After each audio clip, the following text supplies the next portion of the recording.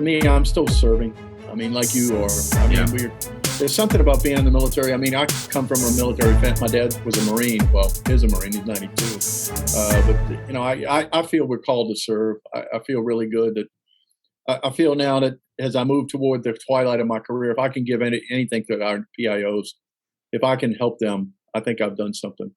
We have a purpose, you know. We defend the Constitution of the United States against all enemies, foreign and domestic. What greater job could there be?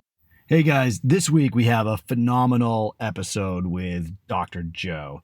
You know, Dr. Joe served in the military. He was in public affairs afterwards and has done a ton of training and now selling to the government. He has a crazy, awesome story. I really enjoyed talking to him, and really, you probably could tell when you hear this. You know, as a retired military guy, whenever you put two of us into the room, it doesn't matter what service, you know, some of that magic comes back from when you served and you bonded and you have had a mission. And now we're both kind of doing similar things where he's selling to the government, he's providing his training services, and I'm helping small businesses sell to the government. So still both feeling that call to provide in whatever small contribution that we can to supporting the troops in uniform and people working for the government and serving this great country.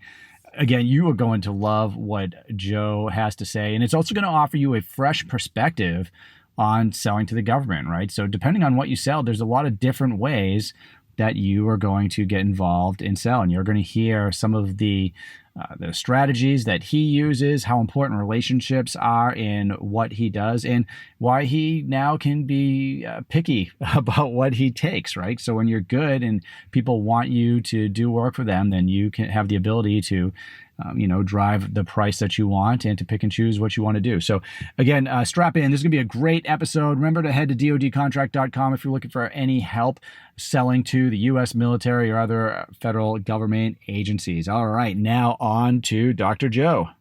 Well, in my background, of course, I'm an Army officer, retired Army officer. Initially, I was an armor officer. I killed people for a living. Unlike my Italian grandfather who worked for the mafia, I did it legally for a year. And then the Army said, hey, you really speak well and you write well. How would you like to go to be a public affairs officer? In 1981, I went to the Fort Ben Harrison, the Defense Information School. DINFO's trained killer. I'm one of those. Did that in 1981, and I did it for another 21 years as a public affairs officer, retired as a lieutenant colonel. And then I did a stint in the federal government. A friend of mine sent me a resume or an application form to apply for the Defense Information School to be the Master Public Affairs Instructor and the Department of Defense Media Relations trainer. And the school was moving from Fort Ben Harrison all the way to Fort Meade, Maryland. And it's kind of like the inmates now take over the asylum. So I was hired.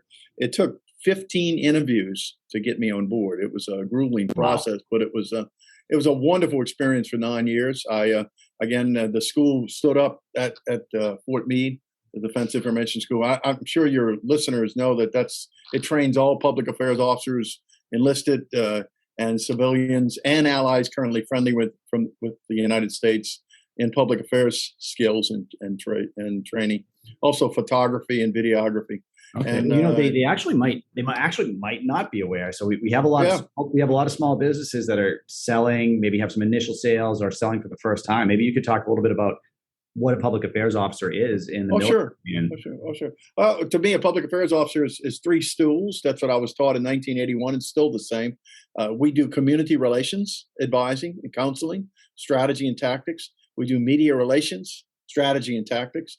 And we do what we call command information. And you being in the Air Force understand that command information is internal information. So it's the same thing that a corporation does. It has to involve itself and be part of the fabric in a community. It has to talk with its employees, which is critical. Internal information, so critical. And media relations, which has evolved so much from when I started in 1981, when we had traditional. We had newspapers, radio, TV, billboards, kind of a one-way flow. Now we have Twitter, LinkedIn, TikTok, Facebook, all those. We've got all these tools at our disposal. Public affairs officers, to me, are the people that basically develop the strategic communication plan for an organization that has objectives that are measurable, attainable, realistic. I also am a contractor for FEMA, and I've been doing that now 14 years. The The gentleman who hired me, God rest his soul, passed away in 2019. Phil Politano. I miss him terribly. I do all the public affairs training for FEMA public affairs officers, from the basic to our master class, which we're very, very proud of. It's in its 9th year. We have 135 master PIOs. But these people, to me, are the people that should sit next to the incident commander or the CEO and say, hey, boss, this is our strategic communication plan. This is what you need to do. And hopefully they listen to us. Of course, a lot of times they don't. But and then we see the failures in organizations. Sure. Yeah, I think a lot of people listening might be surprised to find out that, if you've never been in the military, that, military personnel can't just take interviews, with a news organization or write an article or a book, even sometimes after they get out. Right. What does that look like? I know, but you could probably actually teach me a little bit something here.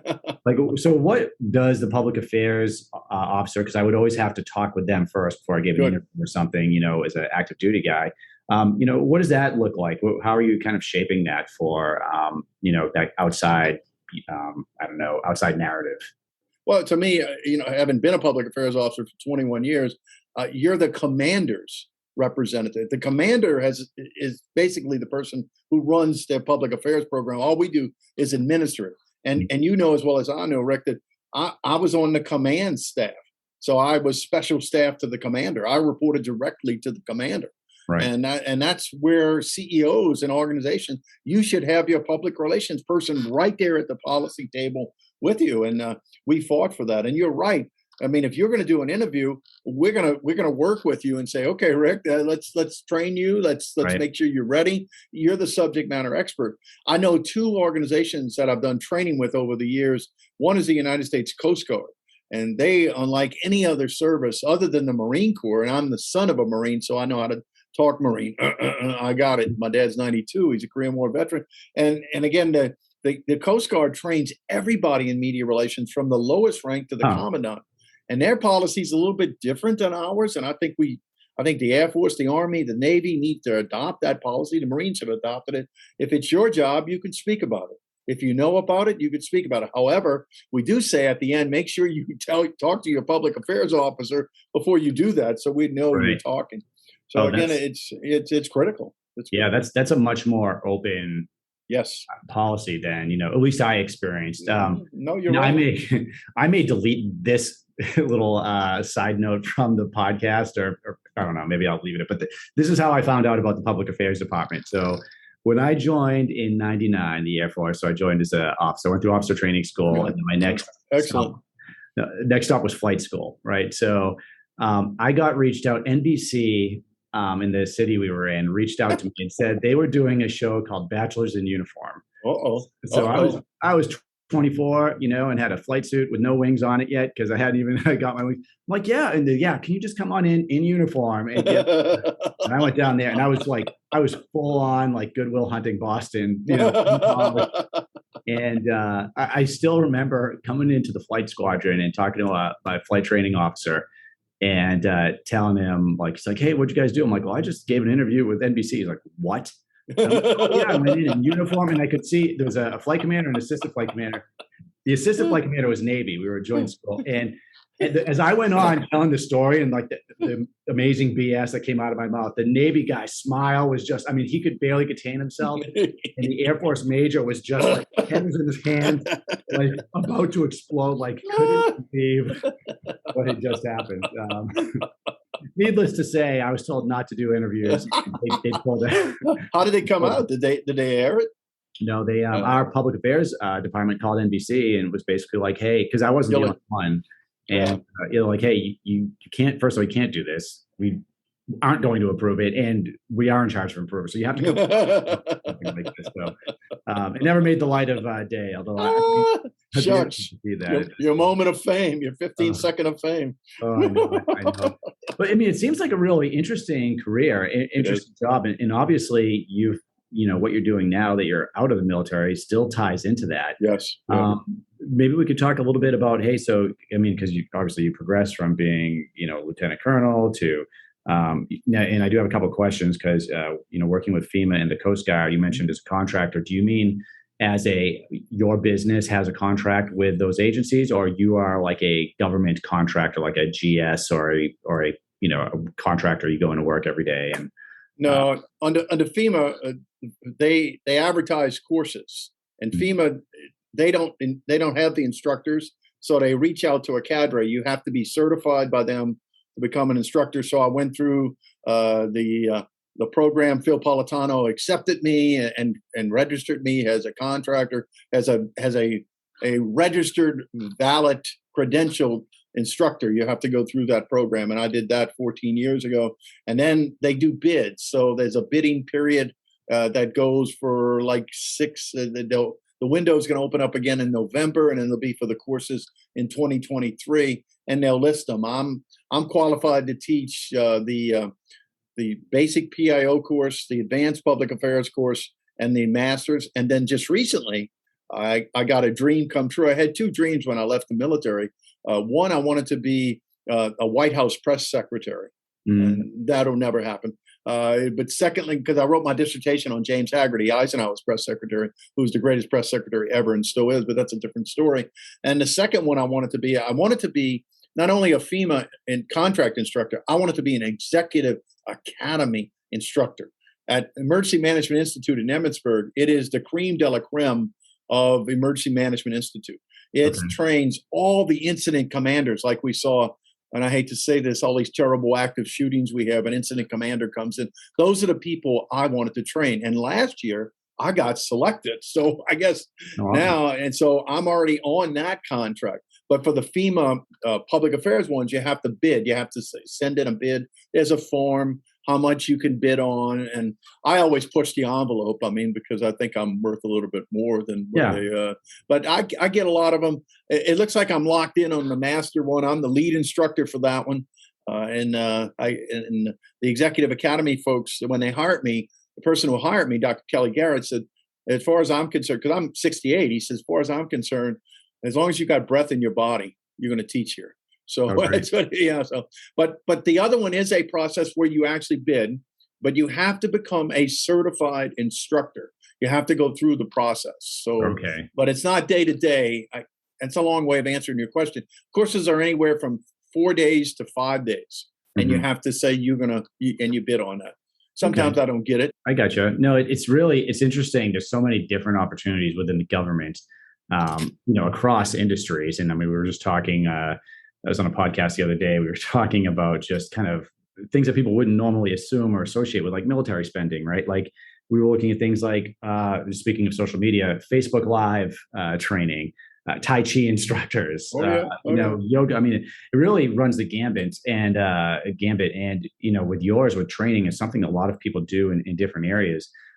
Could you talk a little bit about how you first got into it? Because you registered your business. I think I saw that you're a service disabled veteran-owned small business. Yes, I am. Could you talk a little bit about what inclined your, how you got into it, how you found out about it, and kind of what your, process for winning contracts looked like? Well, I left the Defense Information School in 2003, and I remember the commandant of the Defense Information School said, "You're crazy." I was a GS 13. I was making great money. I traveled the world. I actually trained Rumsfeld in 2000. I had him for 4 hours. I failed miserably in that 4-hour block of instruction, but I got to go to places like Norway and England and France. I traveled all over, Paraguay, Mexico. I mean, I was the DoD media relations trainer. But I thought in my soul, I thought, well, I really want to do my own thing. And it was scary because being in the military or being a DoD civilian, you got to check every 2 weeks. You had the pay was outstanding. I went from being a college professor making $36,000 a year to a GS employee making $96,000 a year. I mean, it's kind of like really. And then I didn't have to have the political BS that universities have, which absolutely infuriate me. I'll never forget that meeting in Pentagon. But the long story short, I decided I wanted to do it. It was scary. I went ahead and registered my company, became an LLC.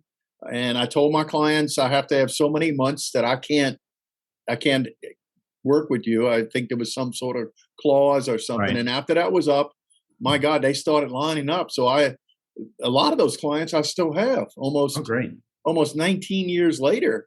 The relationships I formed. The Army Corps of Engineers has been my client for 19 years since I left. And I did stuff with them as a DoD civilian, as an Army officer.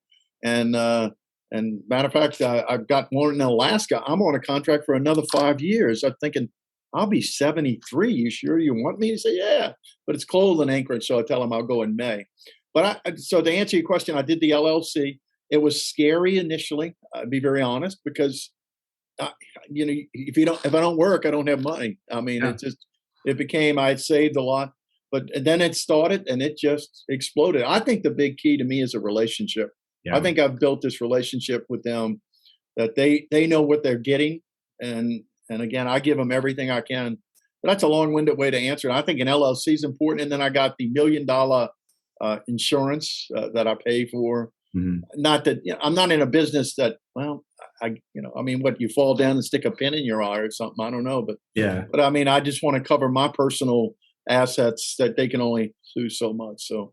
Yeah, no, you bring up a lot of good points there. And this is, small businesses tend to struggle initially because they don't realize it is a relationship game. Oh God, yes. And, what they'll do is a common mistake is, they'll hear that there's a lot of government spending in small businesses. They'll register their company, and then they're just kind of waiting for solicitations to come out and bidding on them. And that's not, for most businesses, that's not an effective way of, consistently winning work. It's more kind of building those relationships ahead of time, learning what the upcoming opportunities are. And then for small businesses, everything isn't a competitive win either. There's a lot of simplified acquisitions and whatnot. So how did you approach that initially because you had a lot of relationships in place already. So was it more, hey, I'm reaching out to these clients and seeing what's coming? And then when you did, were they initially competitive? I know some of them are now just based on what you told me, or were they giving you sole source contracts? How did that kind of work out?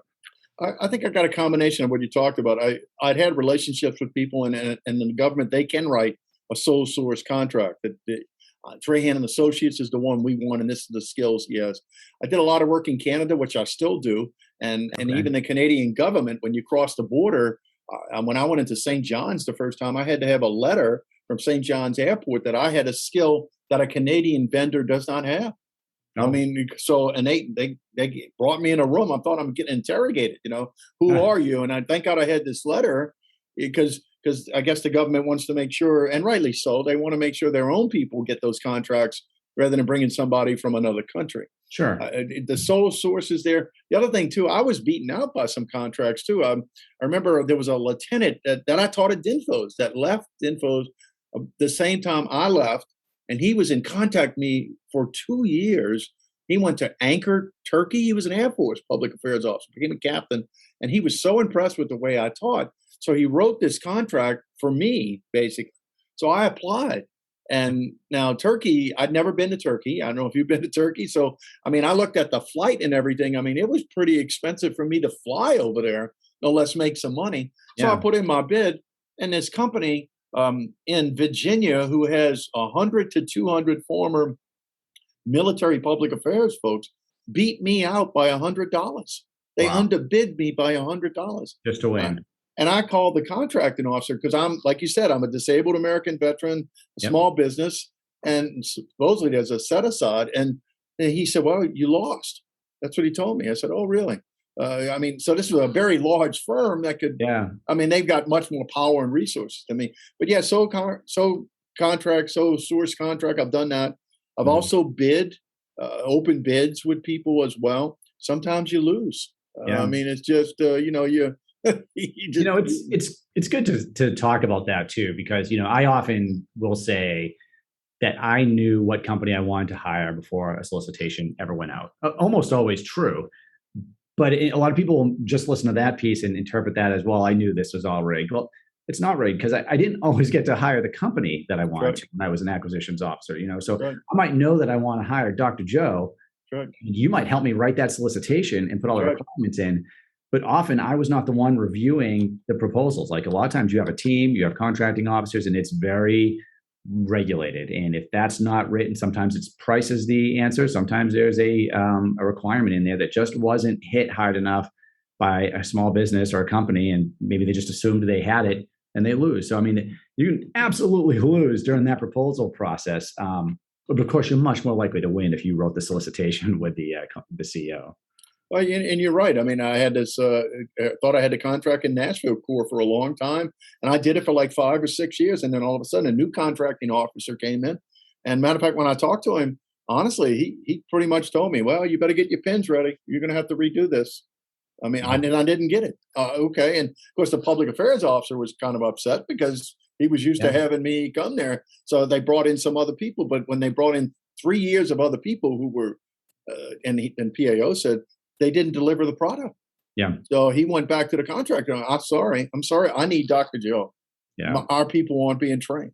So, and then the guy changed. But, I've lost a lot. I've failed on some, which is frustrating.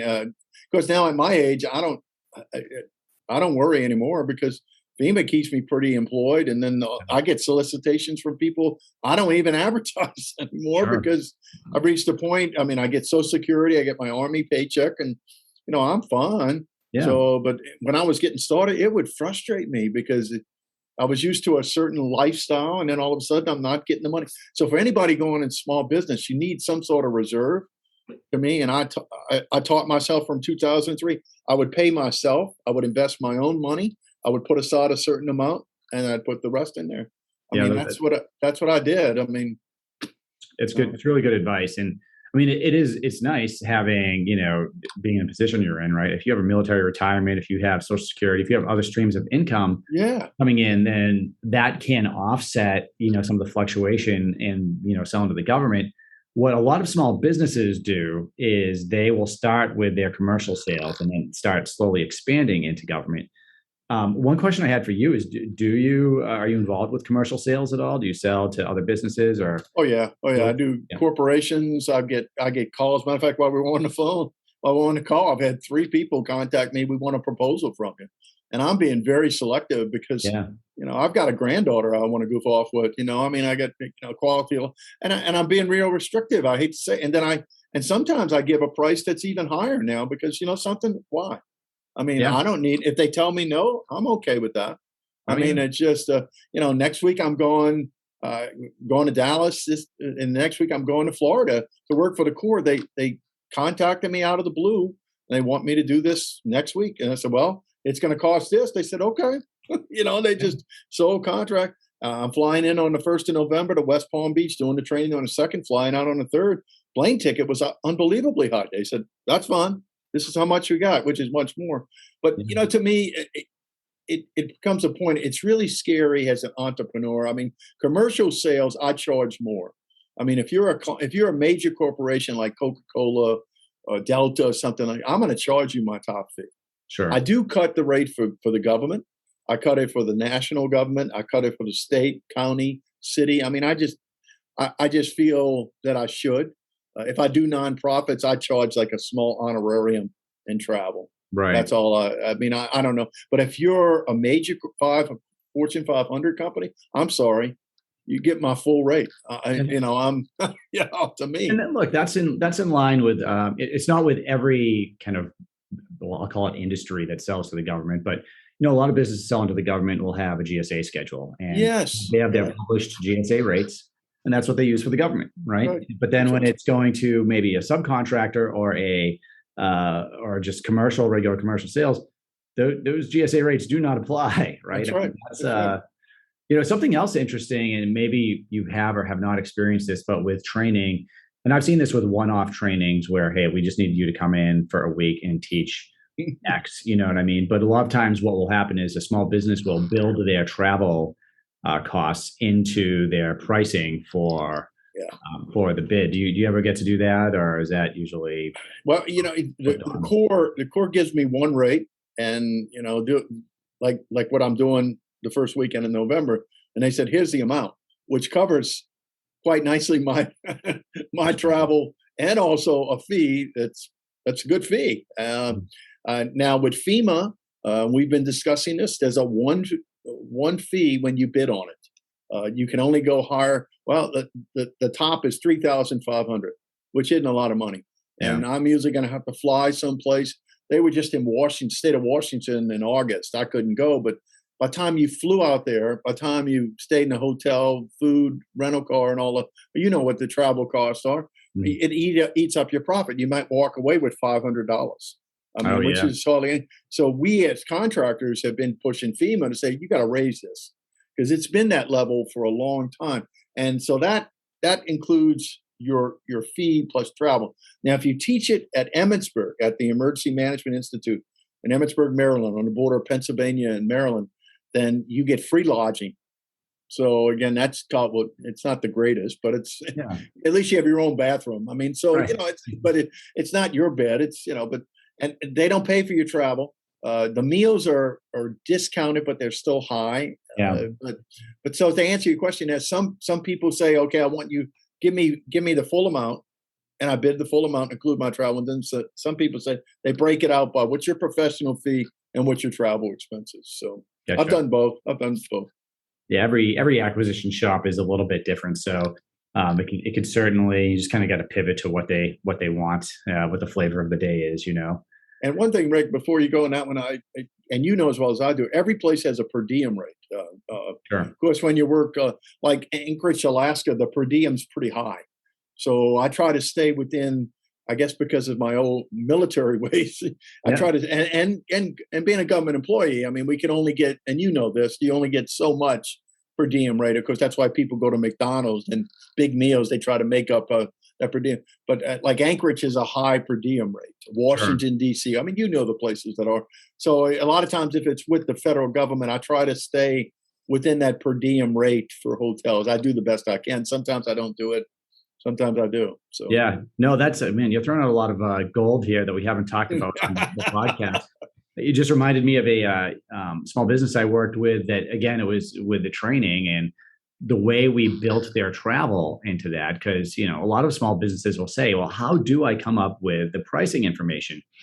One thing you can do is, if it's depending on what you're selling, you can go look at the GSA scheduled published rates of different companies, and you can, although sometimes they underbid those, you could start getting an idea of what the pricing looks like. Another thing you can do, like with travel, like you just said, is look at the per diem rate, the government per diem rate or the military per diem rate associated with, like, if you're teaching at a base or if you're going to a certain area, and they'll tell you what it is, and you can see, like, hey, what are you going to get a day? What's authorized as far as hotel fees and whatnot. And certainly, when me and you were in the military, we had to get all that approved, and we had to. I could only stay in certain hotels. That's right. And then you had to get authorization if you had to go above it. Yep. I know my unit, I was in the 314th Press Camp. We deployed for Hurricane Andrew, and they told us, well, this is your per diem rate. Well, we showed up after the hurricane. There was only certain hotels open to house my unit. So I had to go before the finance people. Well, why is this rate $200 higher? Well, where do you want my people to stay?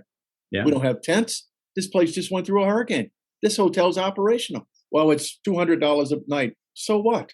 Well, they ended up, I had to get authorization to do just what you said. Yep. They were not happy with me, but I didn't care. I wanted to take care of my people.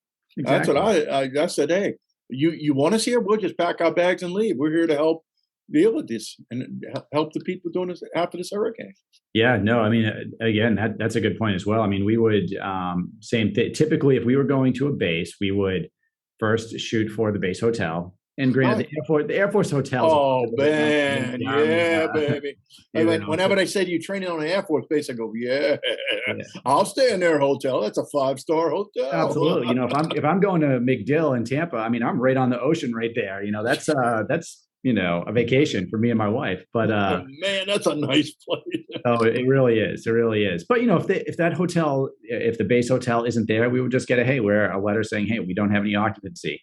If the hotels that they're recommending don't, you get that, and then we start going kind of right up the chain. So, and a small business probably wouldn't even have to go through that rigmarole. You could start looking at the fees, what's available, and just know that depending on who you're working with, you could probably get that added to. That's right. On certain contracts. No, that's awesome. That's awesome. So, Dr. Joe, what do you got going on now? What's next for you? You talked about some contracts. I'm going next week to the Corps. I'm doing that. And then December, we're kicking off the first week of the 3-week masterclass for FEMA. It'll be at Emmitsburg. We have 22 new master PIOs. We just graduated that class in September. And it looks like 2023 is shaping up to be really busy. I've got a friend of mine who was in the Air Force, who started his own firm called Fireside Partners that deals with a crisis. I met him when he left the Air Force and went to work for the National Transportation Safety Board. He was the training officer, and he's a retired Air Force person like yourself, a great guy, Don Chepp, and he's got me at something I think in March, and then it's just filling up all of a sudden to my 2023, and then the Corps go back to Alaska in May. I'm glad it's May. I went in February one time in Anchorage. It was cold. So I bet, yeah. I said, hey, let's go back in May. And they said, okay, let's do May. So the ice is breaking up. So I think my schedule is still going to be pretty robust. The master class, that's 3 of them, one in December, then there'll be one in April or August, and then one in September. The Executive Academy's got me 4 times in Emmitsburg. So I'm not lacking for anything. It sounds like it. It sounds like it. Well, hey, if there's a small business out there or somebody wanted to see if you were available for your services, what's the best way to contact you? Is it through LinkedIn, email? They can do LinkedIn. They can do my email, joe_cajun@yahoo.com. They can call me. I like talking on the phone, 410-908-3036. They can also go to the website, www.doctrahanmedia.com. They could do that. But an email and directly to me is fine. I'll be glad to chat with them. Fantastic. We will put all of that in the show notes so anyone can reach out to you. It's been an honor and privilege. It's been awesome talking with you, and I love talking with other veterans too. Well, thank you for doing this. Thank you, and thank you for your service. God bless you. I appreciate that. Well, thanks everyone for listening to DoD Contract Academy this week.